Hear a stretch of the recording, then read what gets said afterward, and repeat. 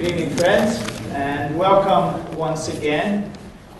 Welcome to this second evening in 2011 Bechtel Lectures, a series now in its 11th year and with a strong tradition of 2 evenings of lectures. People sometimes ask whether they need to come to them both. Of course, the answer is always yes. And last evening, our lecturer gave us enough reason to want to come back. Not only by not answering all of the questions, but by providing the kind of content that so engaged us that we wanted to be back. This theme, we are all treaty people, came alive for us, at least it did for me last evening, as I listened to the stories that Dr. Epp told and reflected on my own personal family history that encompasses 3 continents, and thought about my living in the Niagara Peninsula for my growing up years and part of my working life, and now here in Waterloo region. I'm also a historian and have sometimes assumed, understood, and even proposed that history has answers for us. It clarifies things. It helps us sort things out. And those things are always easier to do in retrospect, of course. Last evening, Dr. Epp reminded us of, and I quote, the history in which we are entangled. Entangled in the best sense of that word. Tangled and connected. We were reminded that there are treaty rights that we exercise every day by living where we do. All of us, we are treaty people. We'd rather forget that. We'd rather not own that past. And we have other ways of explaining it, rationalizing it, resolving it. And yet, the mirror was held up to us. And I was reminded of the words of what was years ago, and I date myself here. Some of you will recall the comic strip Pogo. And the immortal phrase, that probably wasn't original there, but that stuck with me from there. We have met, and I'll paraphrase, I think it was we have met the enemy. What I learned yesterday is we have met the problem, and it is us. That's the settler problem, as opposed to or in conjunction with, entangled with the Indian problem. Well, that was part of what I heard and learned last evening, the stories that we heard. Deeply personal family stories that we could, by connection, engage and enter into. This evening, those stories come under the theme of uncommon ground. I just seen this title a few minutes ago, and so unfortunately my mind hasn't been, although people who know me would say fortunately, perhaps my mind hasn't had opportunity to spin this out. Uncommon ground. We have a little coffee bar here that we call Common Ground. Waiting for some of you to catch on. Thank you. I have to do the same at home. uncommon ground, and I'm intrigued to see how this will be, and hear how this will be spun out by Dr. Epp in this series of 2 lectures under this theme that we are all treaty people. Dr. Roger Epp, I'll reiterate some of my introduction from the last evening, but not all of it. Is founding dean of the University of Alberta's Augustana campus in Camrose, where he is also professor of political studies. He's a native of Saskatchewan, having been born in the town of Hanley, and continues to probe the meaning of that place and that rootedness in the rural West.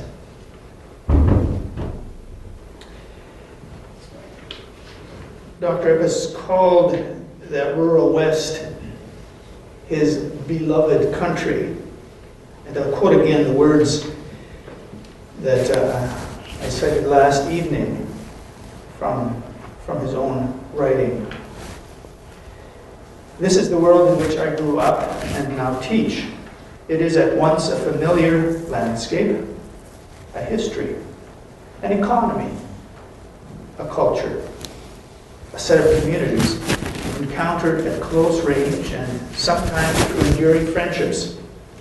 This is the beloved country to which I feel a sense of obligation and critical affection, and with whose people I have learned to think with, not just for, about what it means to live well here.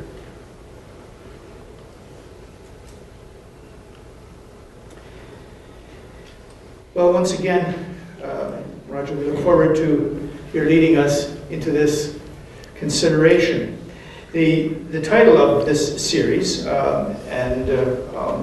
may be noting it again, but I'll note by way of introduction, is from the title of a book by that name, We Are All Treaty People. Copies of that book are available on the table at the back for $25 on a help yourself and be honest about it basis.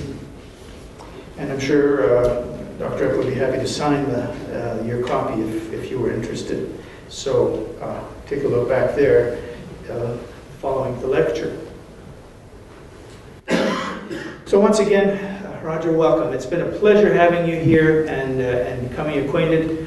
It feels like we are kindred spirits in many respects, not only institutionally, because you are also at a small college affiliated with a large institution, but in many other ways as well. And so it's a pleasure having you and getting to know you. We look forward to your lecture this evening, please. Thank you. So I think I need that technology. So while I strap myself, or strap the technology on, let me say to those of you who were here last night, you didn't hear the introduction part this evening that referred to the Golden Key Society, and just as well. The rest of you will have to ask, well, how it is that I am yoked with Desmond Tutu, Dolly Parton, and who else was on that list that you found? Bill Cosby, thank you.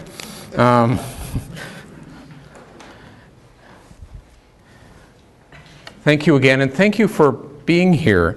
I've had a really good 2 days of hospitality and conversation well, a chance to meet with and talk with lots of people. And I hope that I will say a few things tonight that will mean that you will want to stick around and talk some more. So let me begin. Last night, I began by recalling that in the long cold of January, I participated in 2 sacred and solemn events. Gatherings. One was the burial of an uncle of mine at the country cemetery in Eigenheim in Saskatchewan, and I know some of you in the room felt very much at home with that photograph that I showed. That was great.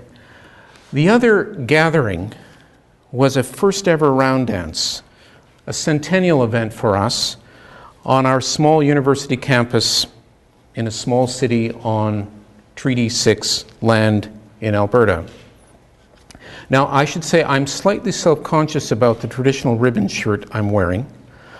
This is a shirt I received that night, and I'm usually, well, I never know what to make of people who put on clothes they don't usually wear to make it look like, I don't know, you know what I mean.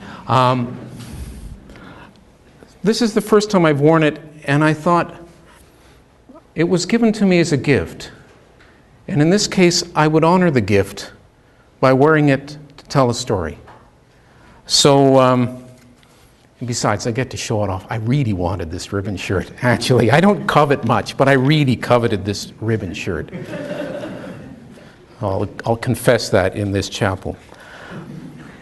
So let me tell you about the round dance.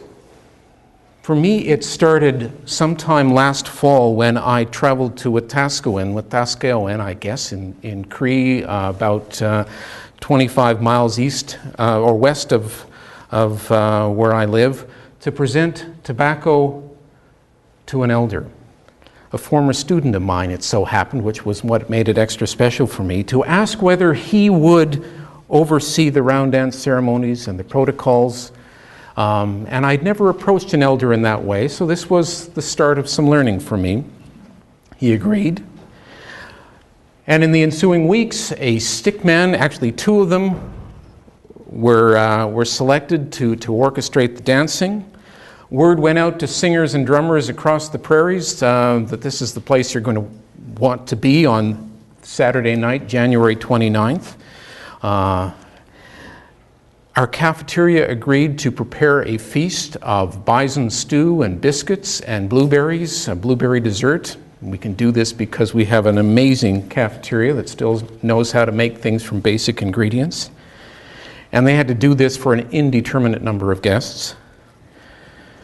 Donations were collected for the giveaway dance, one of those recklessly generous redistributive social practices that the bureaucrats and the missionaries found so hard to accept at an earlier time in history. The eagle feathers were ordered for a ceremony I'll describe in a minute. And late on the Saturday afternoon of the dance, as we had negotiated, the fire suppression systems in our sophisticated new building were turned off. Nothing is simple.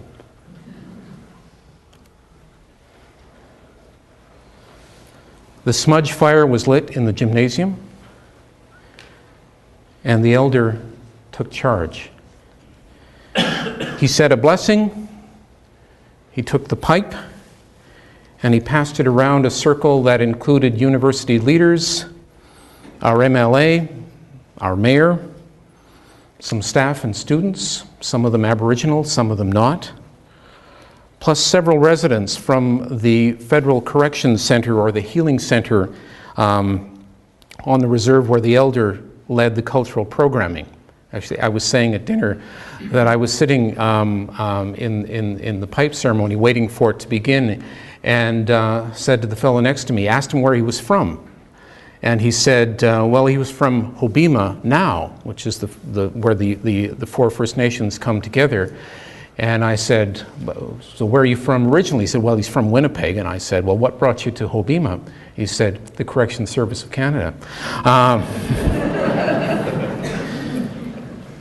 By the elder's preference, and you may want to note this because it jarred a few people, only men were allowed in the circle.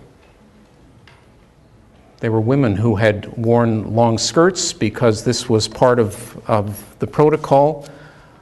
Some elders permit women, some don't. When the pipe had gone around the circle, it was time for the feast, and hundreds lined up.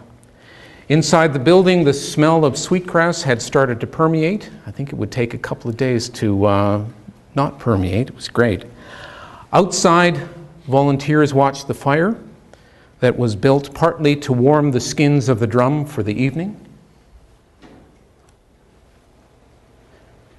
And the people came. They came from up the street. They came from other campuses of the university. They came from communities in Alberta and Saskatchewan. Actually, they were texting people at 5 in the afternoon saying, "You really got to be here. Get in your car in North Battleford, Saskatchewan and drive out here, please." The singer Susan Glukark, who has become an important mentor to some of our students, was there. And she was pleased not to be the only Inuit in the room, because one of our former students had returned wearing a sealskin vest and skirt and boots. This was the chance to show who she was. Now, because this is a centennial year for us, we had made a special invitation to our Aboriginal alumni to return for this round dance. This was not a list we'd ever kept before. It was surprisingly long. Many of them had been my students over the years. The list reached back to the 1950s, which is not as long as I've been there. But at one point in the evening, the dancing stopped. Several elders came on stage, and it was my privilege to call forward by name those who had earned degrees in the 25 or so years before it became practice as part of the University of Alberta to award an eagle feather, to have an elder present an eagle feather to every Aboriginal graduate at convocation. The feather honors, I would say, the achievement of a degree,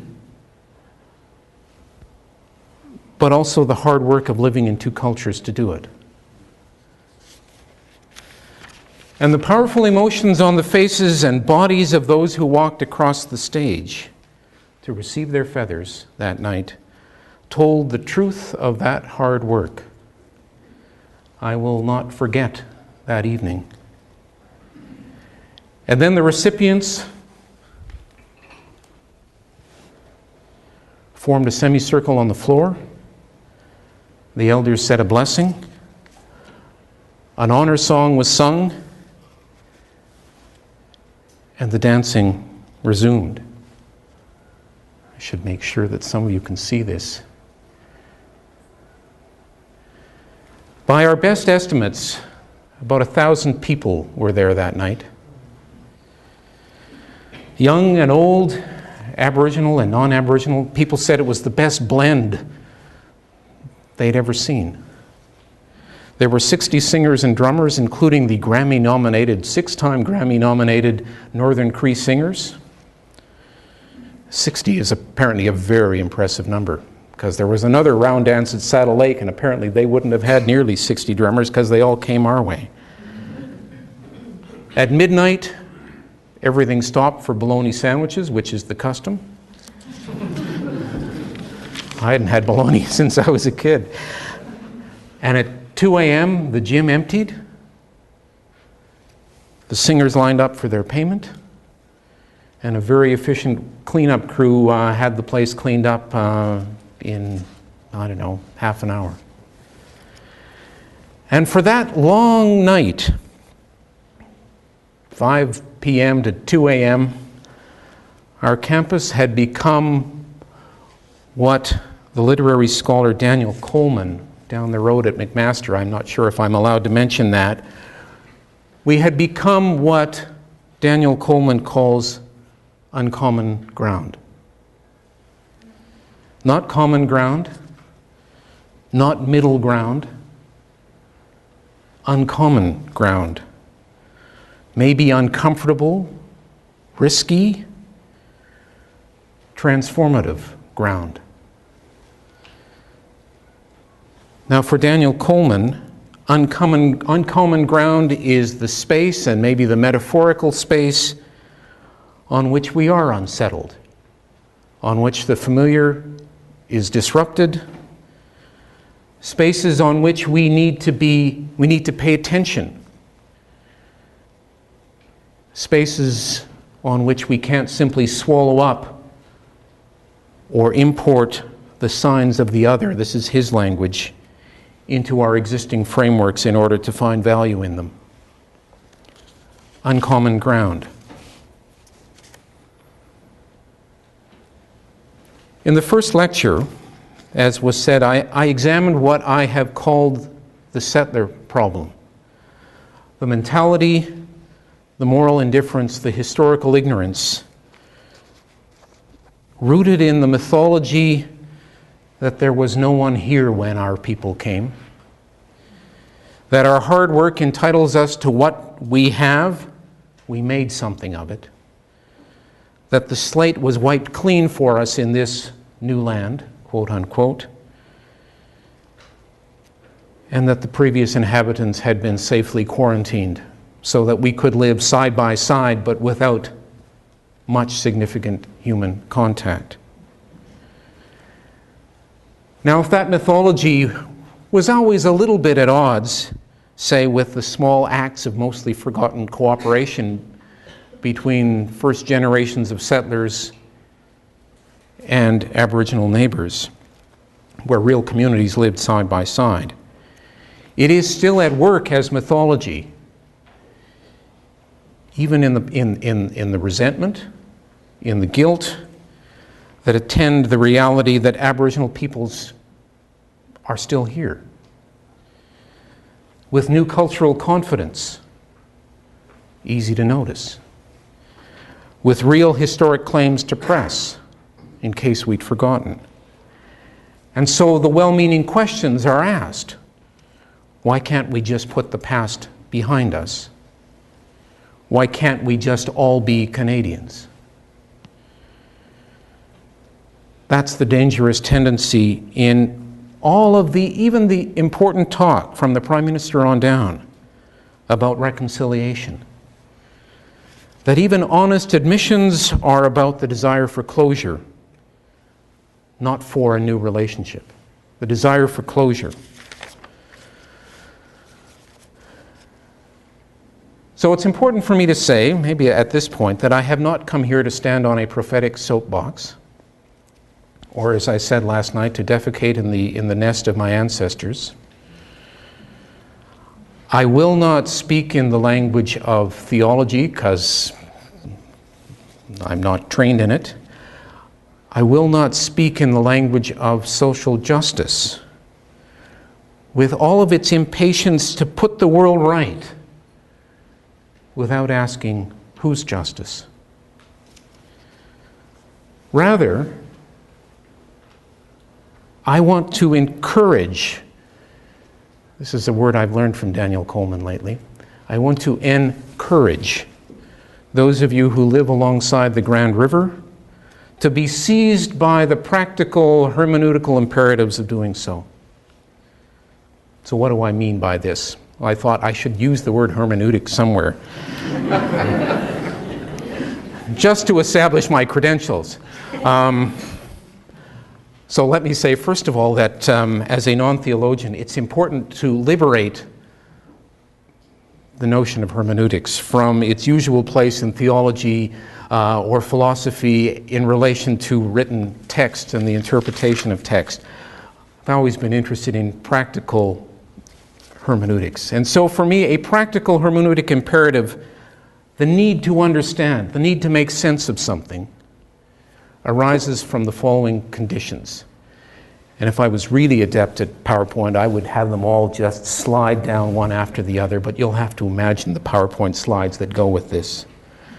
Following conditions. Number one, the recognition of real and enduring difference.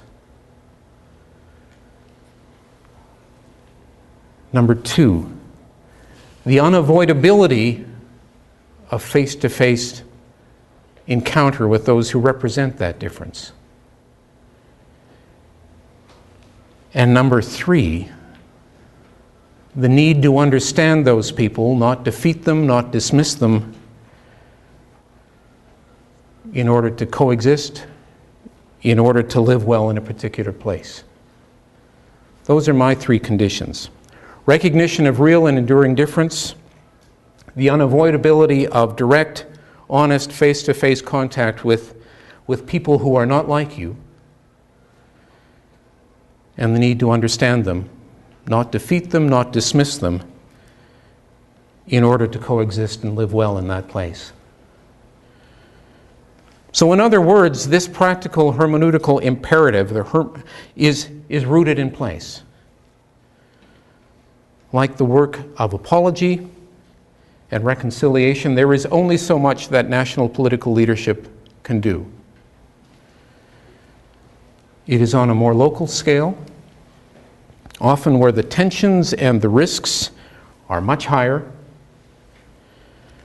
that the work of imagining an uncommon space is also most real, most urgent, and most meaningfully undertaken, where it's not an abstraction. It's at the local level, too, that platitudes and romanticized images collapse very quickly. They don't stand up to day-to-day scrutiny over a period of time. So this hermeneutic imperative starts with direct human encounters, not with policy, not with justice, not with high drama. That is my ordering. It starts with relationships. To step beyond the settler problem is first to be a neighbor, not an advocate. It is first to build relationships, not, and this is my answer, my 24-hour marinated answer to the question I was asked yesterday, not to find a solution. We can come back to this later.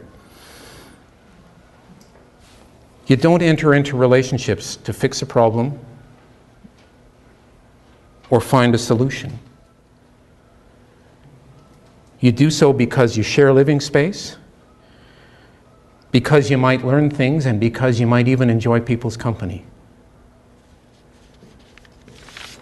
First thing to do, this first step out of the settler problem, is to build human relationships.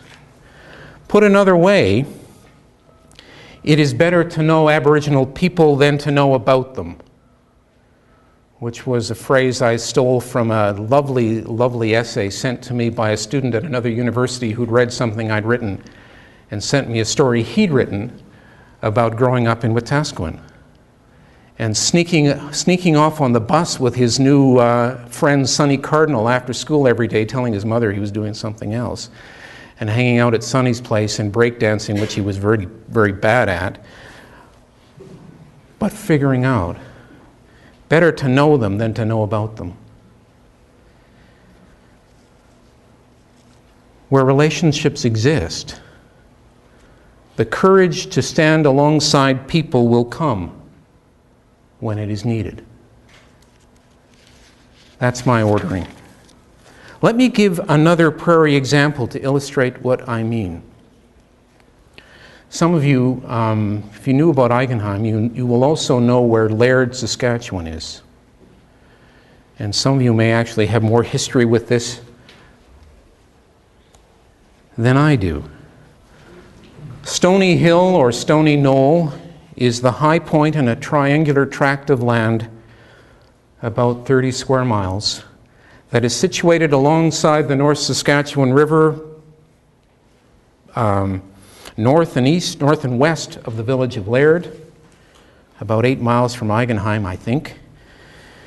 It was land chosen in 1876 at Fort Carleton by one of the signatories, a headman named Young Chippewayan, and his Small Plains Cree Band.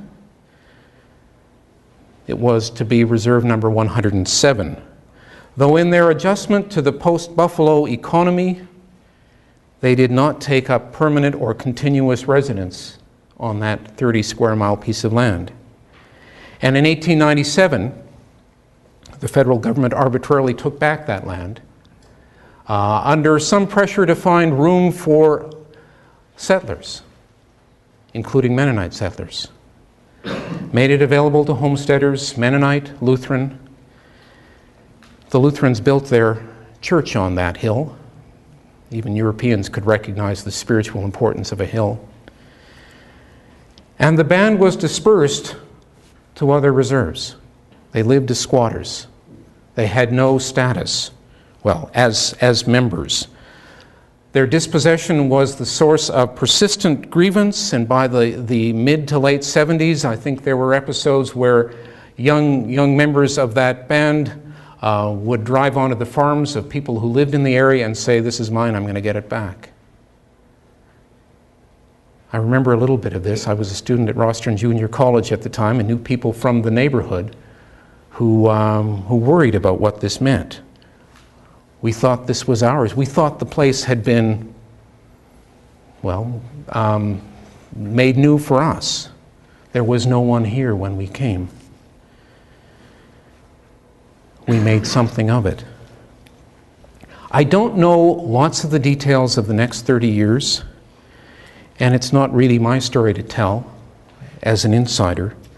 But the public record says that on August 22nd, 2006, 130 years to the day after the signing of Treaty 6 at Fort Carlton, settler and Cree descendants gathered on that hill for a day that included a pipe ceremony, a feast, farmer sausage and buffalo stew or bison stew, and quite a mix, and the signing of a declaration of harmony and justice.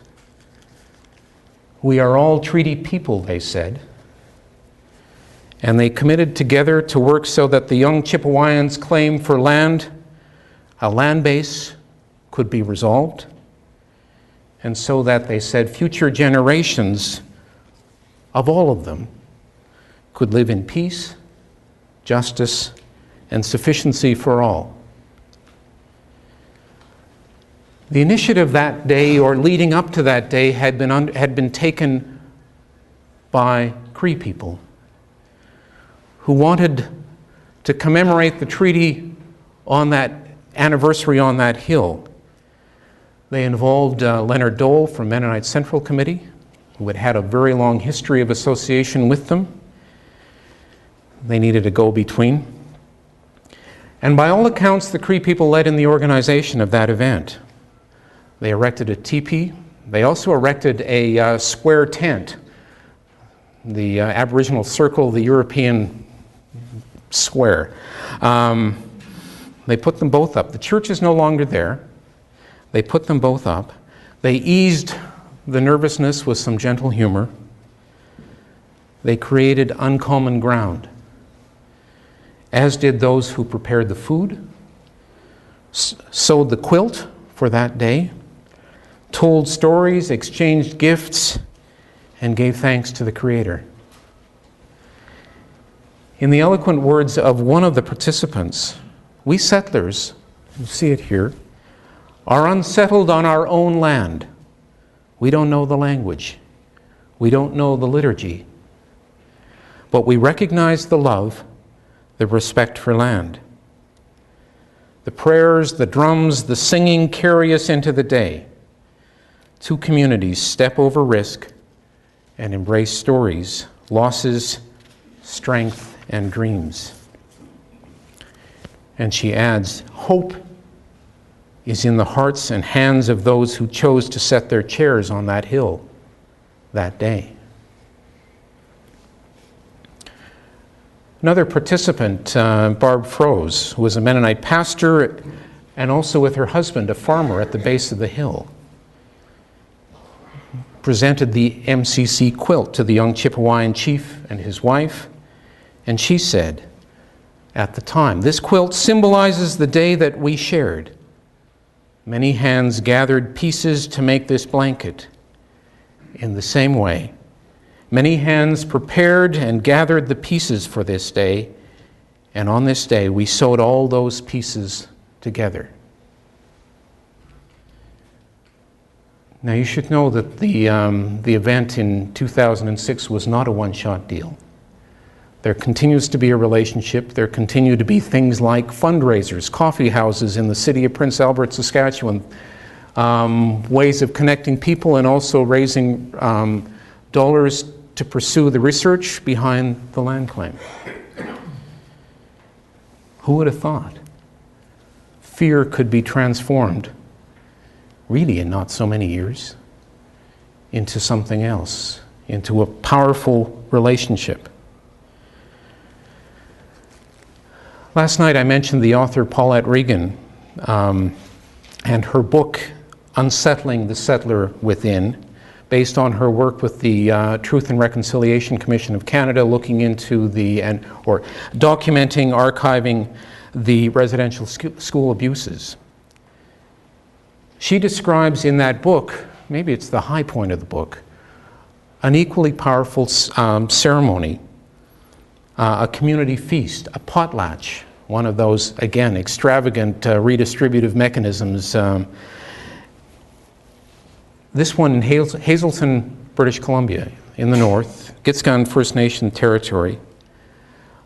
That was the occasion for a formal apology from leaders of the United Church of Canada, whose school it was, that the local students had gone to. And it was also a chance for survivors to come home, to be formally readmitted, or brought back, reinstated into the community. It was another small, powerful step in the feast hall, the place of public memory. She writes, "The Hazelton Feast Hall in Gitskan territory is a long way from the urban office towers where we can safely feel distanced from the victims of our benevolent peacemaking. Shifting from denial to recognition requires engaging history authentically. The challenge for settlers," she adds, "is to listen attentively, reflectively, and with humility when we are invited into these spaces."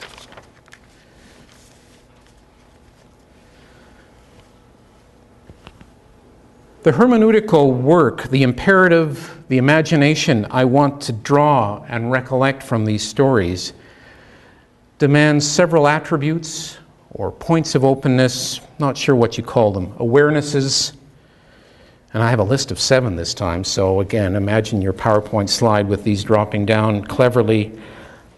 The first one is an awareness of place. Maybe I'd call it the gift to be in the way and accept it, not avoid it. The gift to be in the way. Secondly, the willingness to accept an invitation when it is offered. Thirdly, an openness to reciprocity, not as something we grant, but that we accept.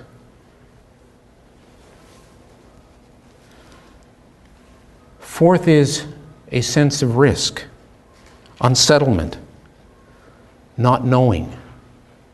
Everyone is afraid that day before the ceremony at Stony Hill. No one knew what the day would be like. People on my campus were afraid the day of the round dance. They didn't know what. They're going to trash No one said that. They knew what 1 or 2 of them was thinking. Going to trash the place? It's all a risk. Fifth, the importance of listening, not talking, listening. Sixth would be a respect for cultural protocols and sacred spaces.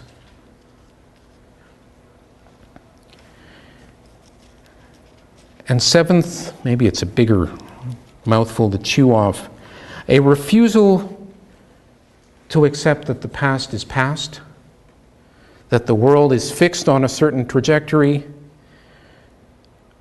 or especially that Aboriginal peoples are so absolutely and essentially and unalterably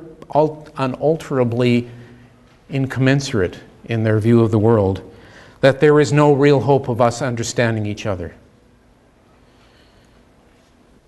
It is important that we do get it, some of it, and dangerous to assume that we never will. Inside what I call the hermeneutical imperative is the freedom to face up to our own history, to hear it told differently, to tell entangled stories of how we came to be here that confound the mythology that there was no one here when we came. There is maybe also the freedom to locate ourselves in a different national and regional story as well. So what if, for example, we chose to understand Canada as having been founded, these are the words of James Tully, on an act of sharing that is almost incomprehensible in its generosity? That's a different way of understanding Canada. Founded on an act of sharing almost incomprehensible in its generosity.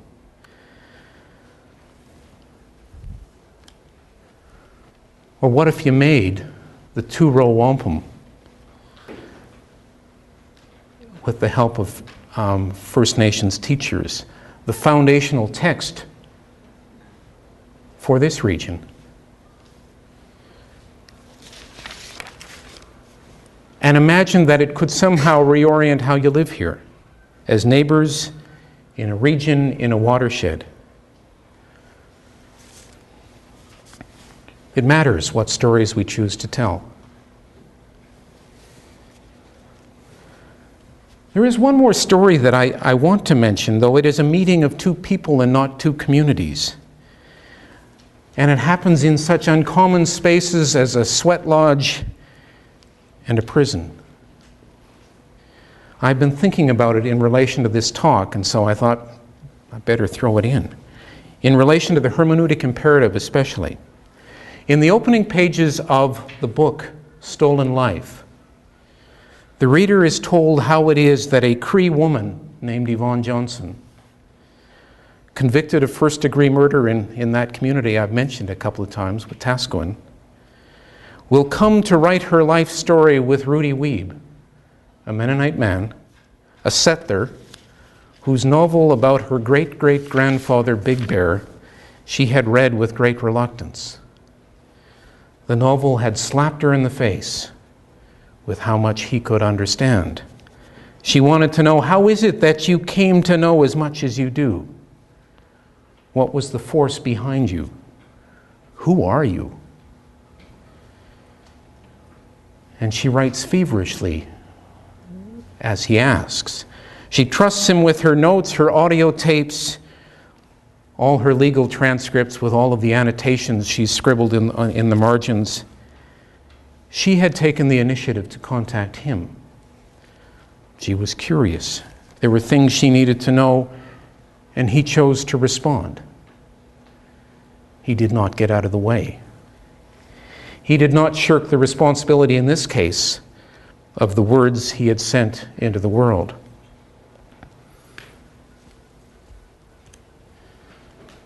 Our past, she writes to him from prison, has given each of us a gift of understanding.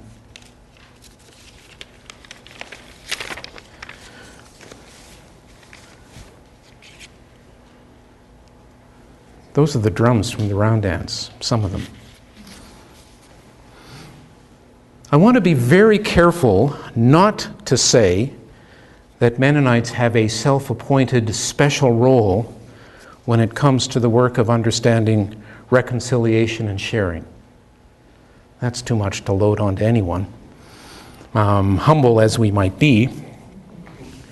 The story of Stony Knoll is not the norm. And safe to say the work of MCC Ontario in places like Ipperwash and Caledonia is not universally appreciated in member churches. But there is work to do in the places in Canada where Mennonites live, urban and rural. We have been given the gift of proximity, of being in the way, and we can choose to accept it. There is work to be done in schools like this one, and in churches, not just the usual kind of progressive ones, but the conservative ones too. For we do have resources, stories, that can serve as bridges to understanding.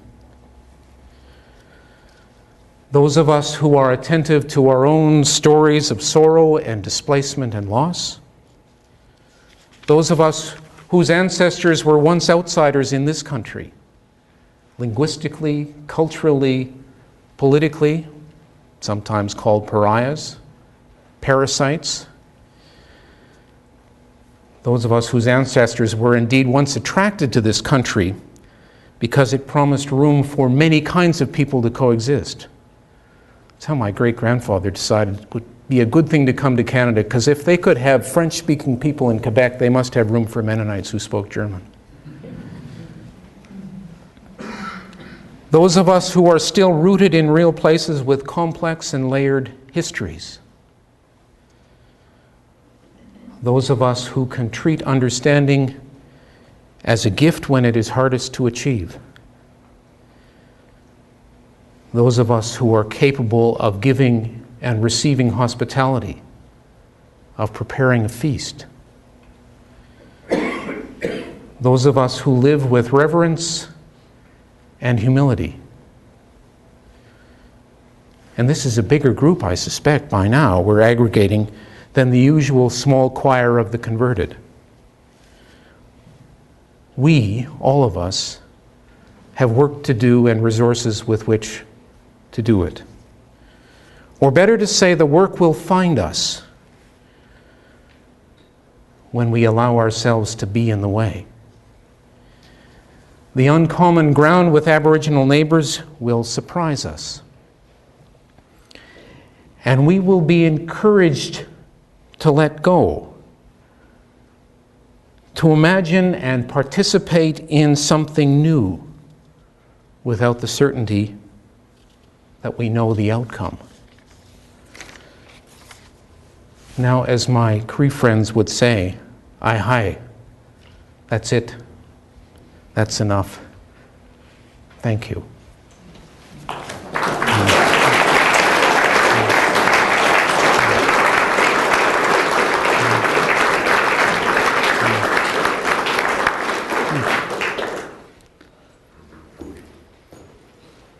But it's only the beginning. He invited us to also be in conversation with you about what we've heard and how we've reflected on that. So I welcome your comments, your questions, your observations.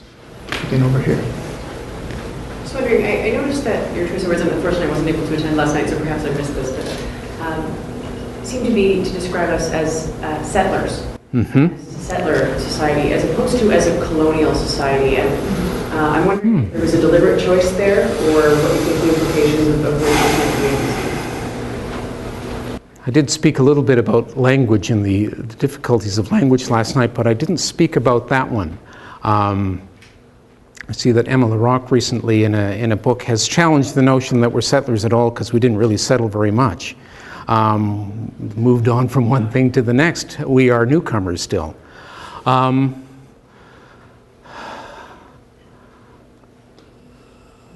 don't know that I have everything invested in that term,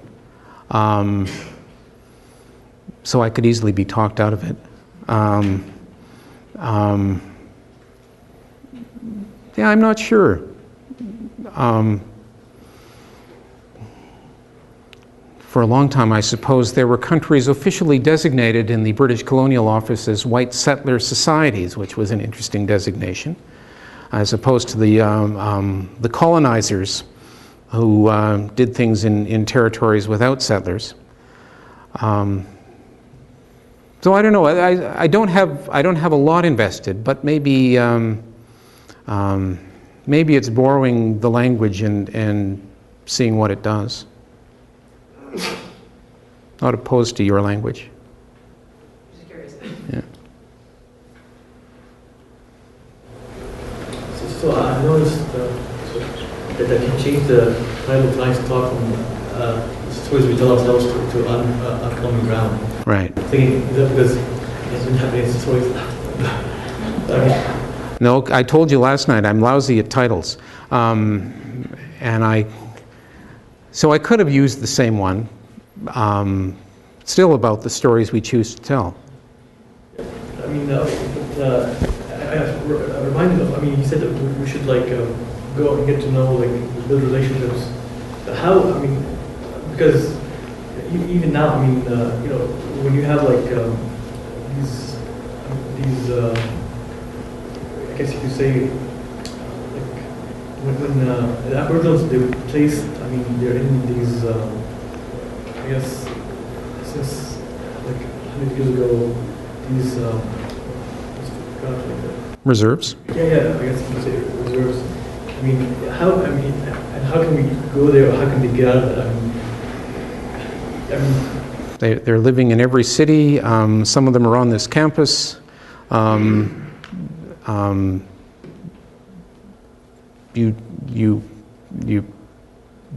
pay attention.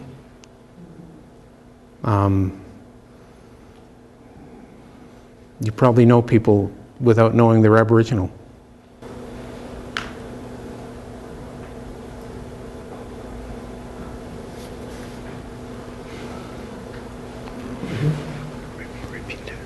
Oh, sorry.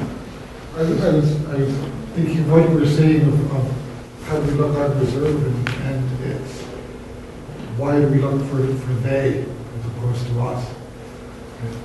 Living in community is accepting all, not labeling people as being different. As human beings, we are all, you know, we're all part of what goes on. And as soon as we start making distinctions between you are this and I am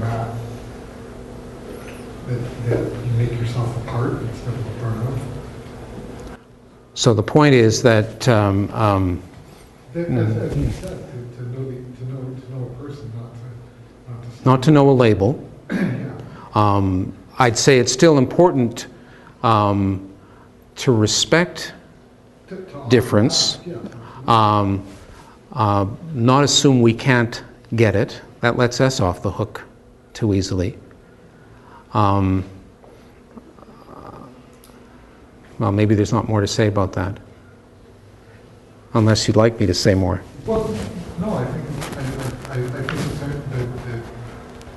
I came to the scriptures not as a Mennonite, not knowing it was a Mennonite city. And to me, it's very interesting it was extremely interesting to hear people speaking as part of the Mennonite community and to how it fit their lives and what they've seen. And that you know, I come from whatever perspective I was brought in, that it always seems to me that the biggest troubles come when I agree that honoring tradition, honoring who people are is important, but not labeling as different. If that makes any sense.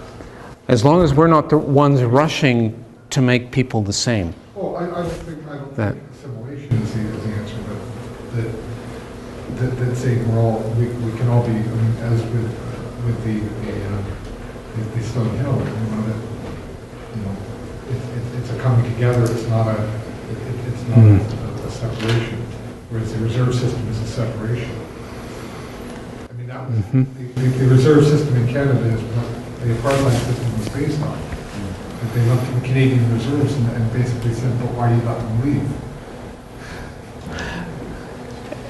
And that's true, the point being that the reserve system is part of the problem. It's part of the separation and the quarantining, except that in a way it answered the request then and still for a land base. So somehow those things still need to be wrestled with. Place in the world that is home.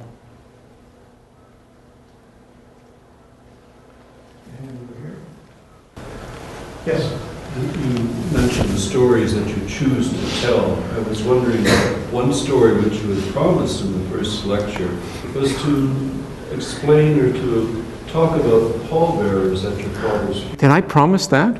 You mentioned it and you said, Oh. explain. And you could choose not to, but if you would. Sure. The speaker is claiming an obligation, and you're not the first person who said that, that I made last night to tie up the loose ends of a story involving the funeral. Here, I'll show you the picture just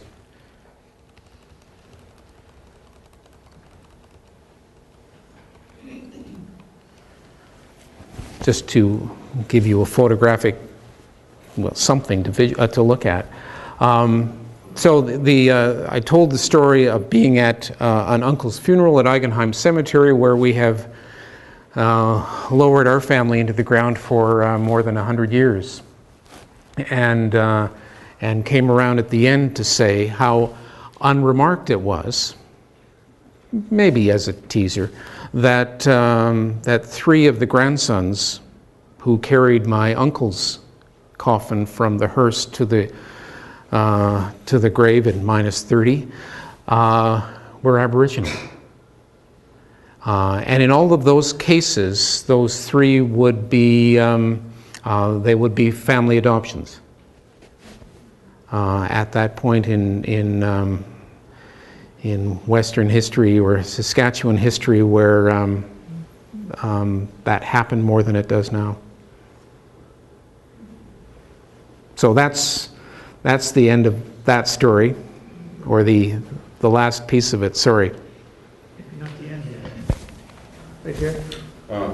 I too have been enthralled by all your stories, and I guess I might have blacked out because I thought you had said that you were going to tell us about one that occurred in prison and the other one in the sweat lodge, and I don't know what happened to the sweat lodge story.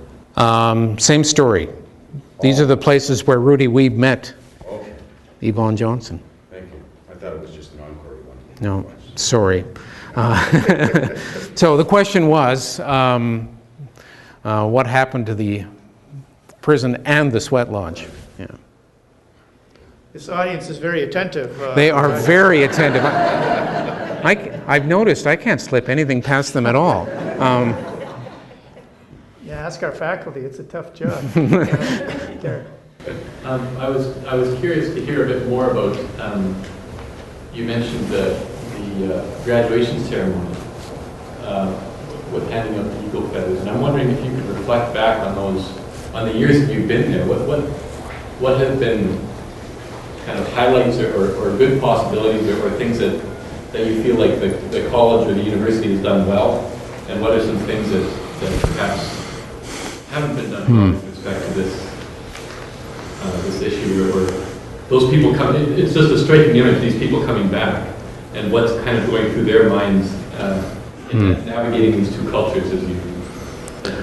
The most interesting alum I've met is someone who attended back in the 50s when it was still, I think entirely still when he was there, a Lutheran high school about to start morphing into a university.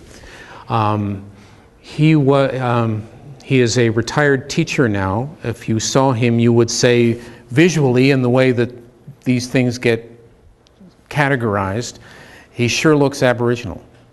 And I got to know him at an alumni event, and I went down to see him once, or I was passing through his city, and he told me his story, which he had not told very often, about being a child of English and I think maybe, well, English and Cree Métis, and it was as if all the Cree genetic material had loaded up in him, and his siblings were blonde-haired, and they could attend this Scandinavian Lutheran school without notice, and he stuck out like a sore thumb in the 1950s.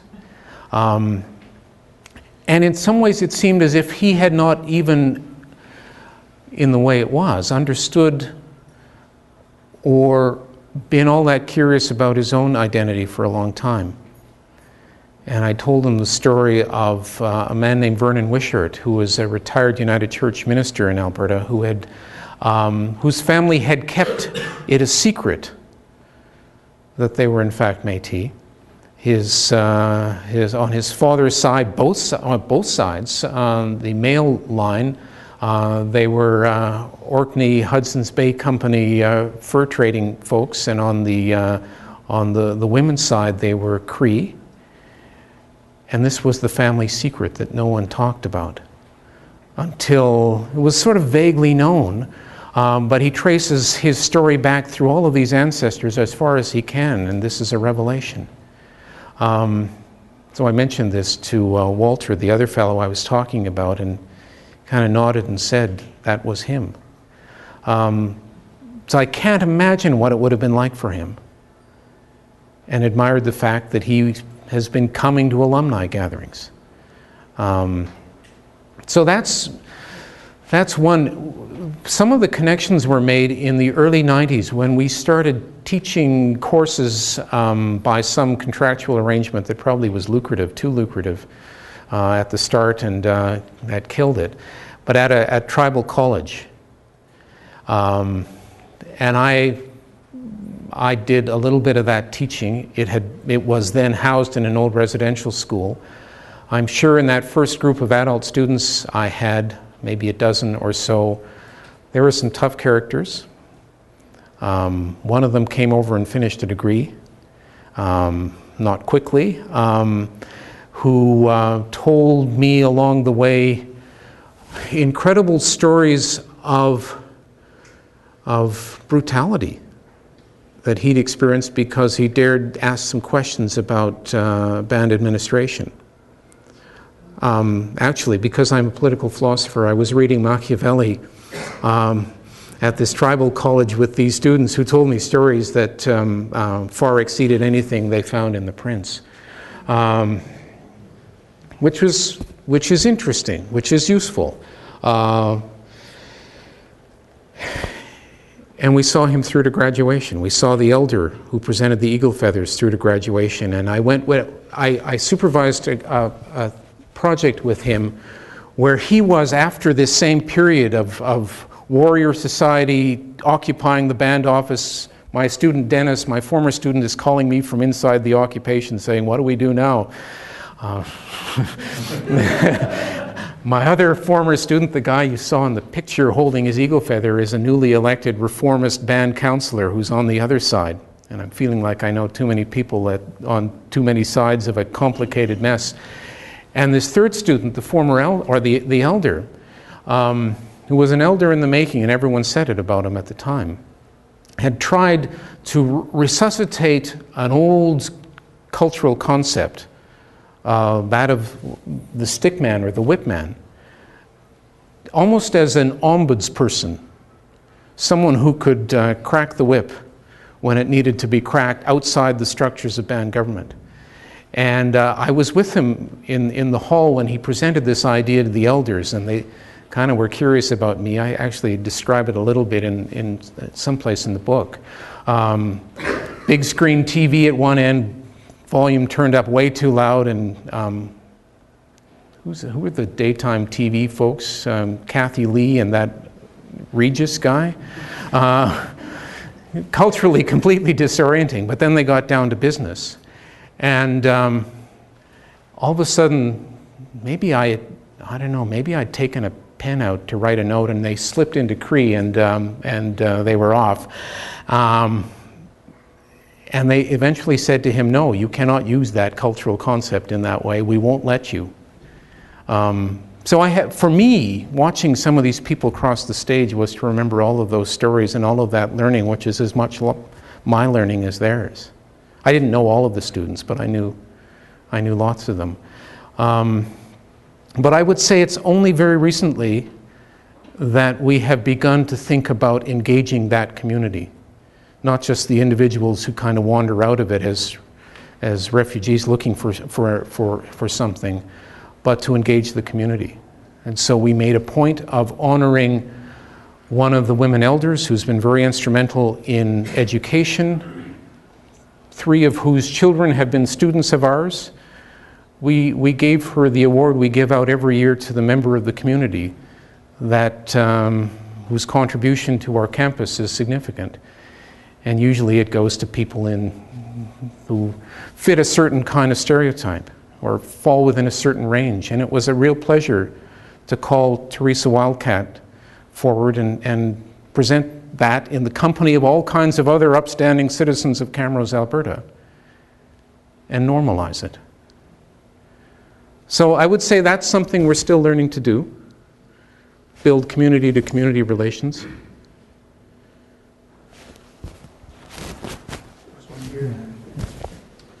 Correct me if I'm wrong, but I think almost half of the population of Saskatchewan is Native or some Native connection. No, not yet. That would be a high number. I think some trajectories say we could be somewhere near there by about 2050. So sometimes the talk show folks want to get us there too early for the wrong reasons. But the point I want to make is that I cannot recall any Native member of the provincial legislature. And maybe you probably know more about the Alberta situation. People just aren't represented in the government. Is that, do you have a comment on that? So the question is how to explain the fact that even though Aboriginal people would constitute a reasonably large share of the population in some provinces, they are dramatically underrepresented in legislatures. It's not the case that there are no Aboriginal elected members. There are not many. Some of that is the ambivalence of those communities themselves about seeking that kind of office, about provincially, about seeking or even recognizing the validity of provincial governments. They want their relationship to be with the Crown in the form of the national government. So that's sometimes an obstacle. Rates of voter turnout are not very high on reserves, sometimes because there aren't many ballot boxes there. But I think there's an ambivalence on that side too. But from time to time there have been national politicians. We had one next door to us, Willie Littlechild, a Cree. He was a member of Parliament, but for only one term, I think. And I imagine that it was difficult for him to represent people across what is sometimes a pretty raw divide. And maybe there were people in town who didn't feel represented by this Cree politician as well. I can't speak to that with direct knowledge, but maybe that's how I'd answer the question. I don't know whether we will see more of that in the near future.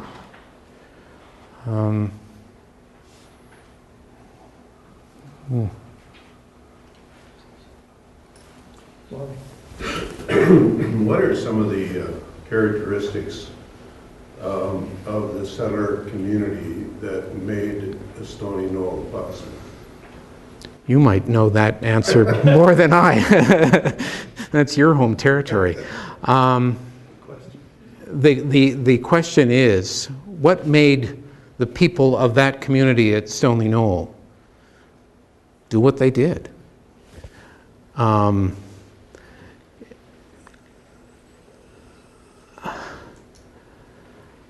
I'm guessing that there was leadership that helped. Sometimes community leadership can give permission to say certain thoughts are within the realm of thinkable thoughts, can push that way. But even those leaders were really apprehensive in the days leading up to that. I don't know, I might say that the people of Tiefengrund have always been slightly on the politically radical side, but for Mennonites. But still, people felt very threatened for many years when that came up. So I'm not sure. I think the quality of leadership would have helped. And past that, I don't know. Because it is remarkable. You may have more insight. Well, I wondered if it had something to do with how the community respects the land. I think that's part of it. You know, that suddenly, like I know when I was thinking about this about a year ago, using the words, we are all beneficiaries, and sort of feeling that perhaps there's something about the fact that we don't really own the land. In which case there's a coming together of Aboriginal and Mennonite theology, actually. It would be interesting. That's a point on which you do get lots of resistance from Aboriginal people. How can you understand how we think about land? So I'm not going to presume to know that. My hunch is that if settler people are think hard enough about it, they have some ways of getting there, and sometimes they're theological. My greatest classroom experiment, well, one of them was a complete flop, but the one that succeeded by sheer, I don't know, it was a miracle in its own way. I was teaching a course in politics of Aboriginal peoples, and we had Aboriginal students and mostly non-Aboriginal students, maybe 1/3, 2/3. And there were two people in the back who always were kind of at each other.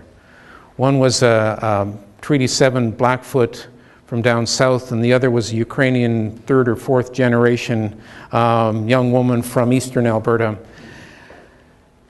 And one day we were talking about land and land claims, and I turned to her and said, "Tell me about your family's land, and tell me, describe it to me. Tell me what it means."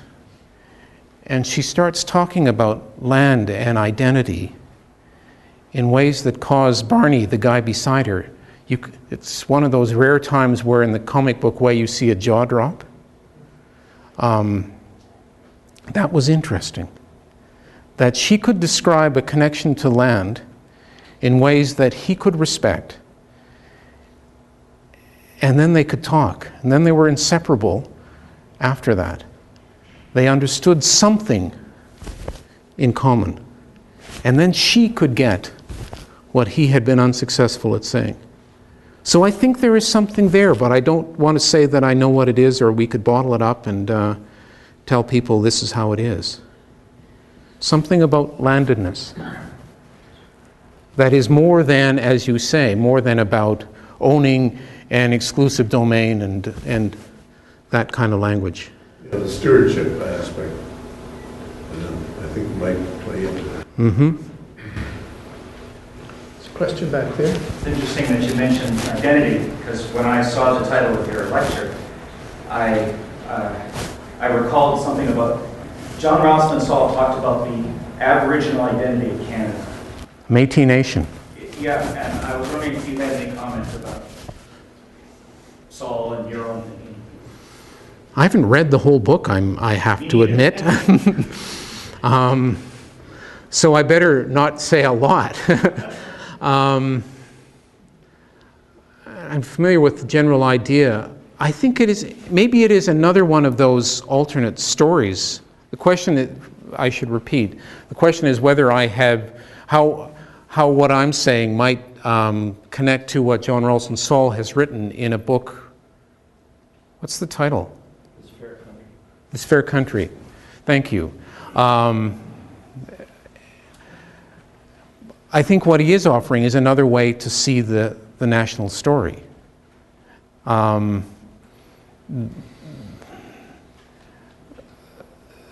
So I guess I have to be honest and say, because I haven't read it, I find it an interesting proposition, but I can't say much more than that.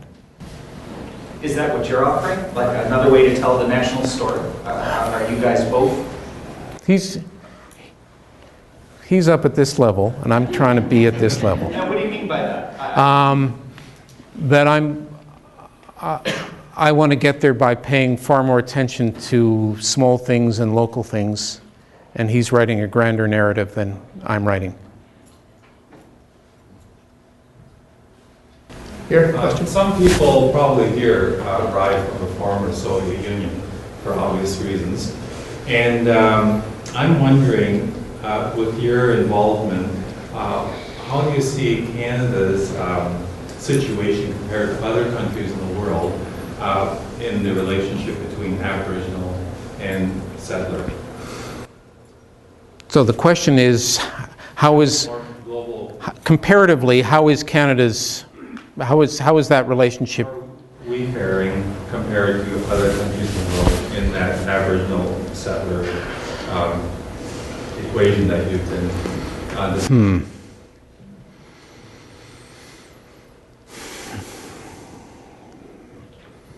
That's a hard one. I think every country is different. In some ways, Canada was built on a secondary mythology, which is the mythology that we were much kinder, gentler, more legalistic than the Americans, who sent in the 7th Cavalry to do their work. And that's true, but historically, it was for a much longer time in the United States that tribal identities and multiple jurisdictions, legal and political, survived, when in Canada they'd been rolled up under the Great Paternalistic Indian Act. So it's never a single, there's not an easy way of ranking those things. I think Canada is probably a better place than Australia was for Aborigines for a long time. But these are relative things. I think the settler mythology, as I said last night, is pretty consistent from place to place. There was no one here where we came. We made something of it. That's our entitlement to it. And anything else is an inconvenience that we have a hard time recognizing. That's the same in South Africa, in Israel, in Australia. So it's that mythology that is what I keep thinking needs to be the subject. And relative benevolence is something we have to be careful about. We have 2 more questions. I think we'll leave it at that for now. This one over here, please. A few questions back, the issue of land claims came up, and some years ago I had conversation with Mennonites who lived in the Laird Tiefenbrund area of Saskatchewan, and I think land claims were at the forefront at the time, and these were sort of high-energy social justice Mennonites who said they would be prepared to give up their farms should their ownership of those farms be challenged in the courts. Well, of course, we know land claims get mired in a black hole of bureaucracy. I can imagine that there are places where that might be a really important symbolic thing to do, and by saying something is symbolic, I don't mean it's unimportant or trivial. Symbolism is hugely important. So I don't know who owns the top of that hill in Saskatchewan, but if the church is no longer there, maybe there's a different way to imagine what that space is and for whom it is. Or maybe how it becomes uncommon ground by the visual markers that are there. Maybe there are places where that kind of act is what it takes by way of response to start something new. Okay, one more question over here. A few comments ago, you slipped by rather quickly a statement. I think you said Great Paternalistic Indian Act. Yep. You went by that kind of quickly, and I'm wondering what in your mind might be a better policy or approach than that Great Paternalistic Indian Act. That would be in the way that Reach for the Top used to say it, a short snapper.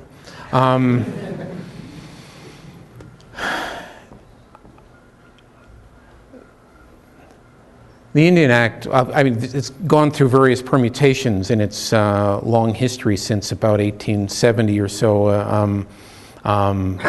It has variously governed when it was people could leave, could sell agricultural produce, could go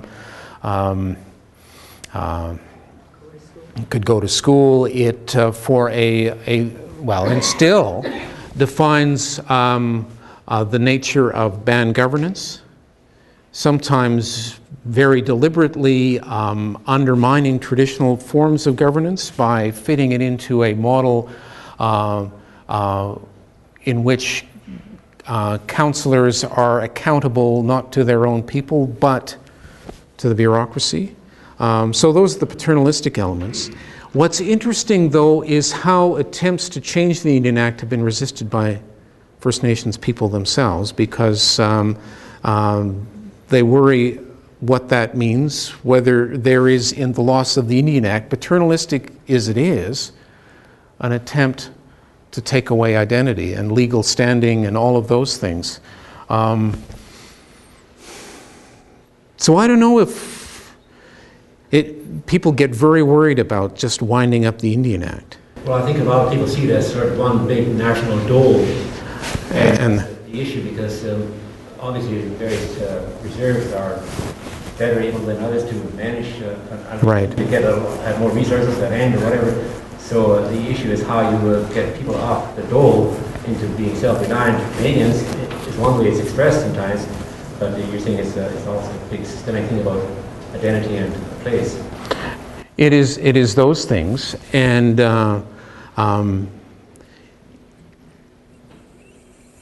it is a form of it structures governance on band councils in ways that some people would not want to abandon, because band governance can be a tremendous prize. It's control of resources in the community. And so what do? What comes first? I think in lots of ways people in those communities have to decide how they will be governed and how that governing will be kept in check. But that's always a messy process.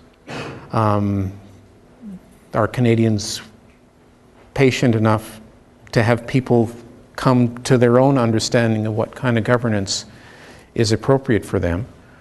All